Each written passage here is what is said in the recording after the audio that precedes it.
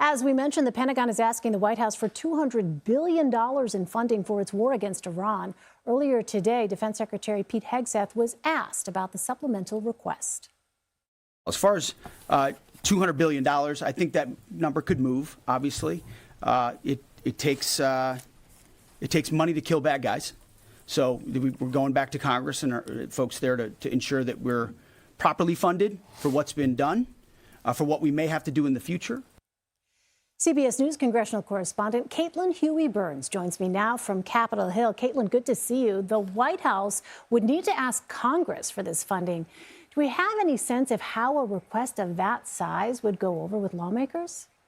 Yeah, we've been talking to lawmakers all day, gauging their reaction, and a lot of them have been kind of balking at that price tag that you mentioned, but they really want to see what the details are. A lot of people up here are reserving judgment until they get the actual request from the administration as to what the big price tag is and what it will be used for or what it's intended for. As you mentioned, the president earlier today said it is for a variety of things, not just this current war with Iran. And so that is what people are waiting to see. Democrats, by and large, are opposed to this. Republicans, by and large, are supportive of it. But the devil will really be in those details. And Elaine, I should note that this is a Congress that has really struggled to pass much of anything. So a request this size at a time where politics is hovering over everything here and no one seems to be inclined to reach across the aisle, that remains to be seen. But there is some nuance here as well, that some lawmakers up here don't want to appear unpatriotic or unsupportive of the troops when they are deciding whether to support this kind of funding. All right. Meantime, around 10% of TSA officers have been calling out sick every day this week. As the partial government shutdown continues, the Homeland Security Department is still awaiting funding. Caitlin, where do things stand on that front?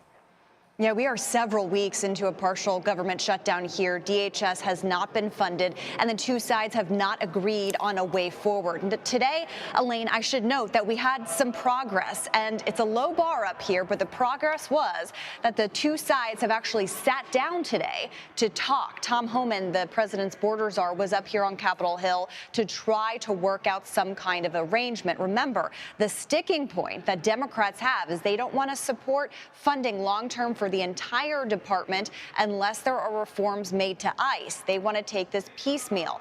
Take a listen to what Leader Jeffries on the Democratic House side had to say when I asked him about this. We should be able to get this done today. All Speaker Johnson needs to do is bring the legislation to the floor that will pay TSA agents and reopen the parts of the Department of Homeland Security that have nothing to do with ICE and have nothing to do with Trump's extreme and violent mass deportation machine. Now, Democrats have repeatedly voted against the entire DHS funding bill, arguing for that piecemeal approach. As you heard Jeffries outline there, Republicans say that's a non-starter, that they want to fund the entire agency. So still at a standstill as those lines at TSA and at the airports and many TSA workers are already stretched to the brink, and not for the first time. They've already been through this several times recently. The stalemate continues. Caitlin Huey-Burns, thanks so much, Caitlin.